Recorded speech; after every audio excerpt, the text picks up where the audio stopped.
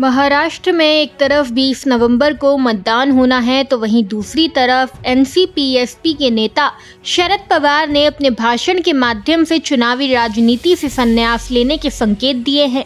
बता दें कि बारामती दौरे के दौरान उन्होंने कहा है कि मैं कोई चुनाव नहीं लड़ना चाहता, विचार करूंगा कि राज्यसभा में भी जाना है या नहीं।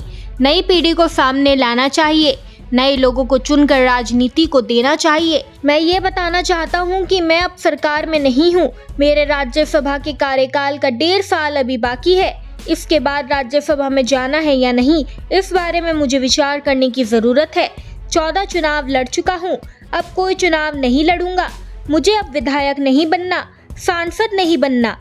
दरअसल शरद पवार बारामती जिले के फूपा गांव में चुनाव प्रचार करने के लिए पहुंचे थे। इस दौरान अपने संबोधन में उन्होंने स्पष्ट संकेत दिया कि अब बारामती के लिए विकास के लिए अगले 30 साल की व्यवस्था करनी होगी।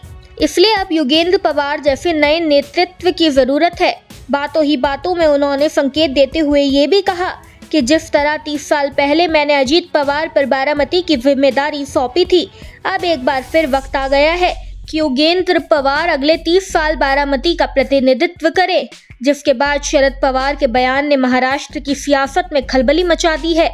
बता दें कि महाराष्ट्र में विधानसभा चुनाव 2024 की तैयारियां चल रही है। 15 दिन बाद 20 नवंबर को एक ही फेज में मतदान होगा। मतगणना 23 नवंबर को होगी। मुख्य मुकाबला सत्तारूढ़ महायुति और महाविकास अघाड़ी के बीच है। महायुति में एकनाथ शिंदे के नेतृत्व वाली शिवसेना, भाजपा और अजीत पवार के नेतृत्व वाली एनसीपी शामिल है।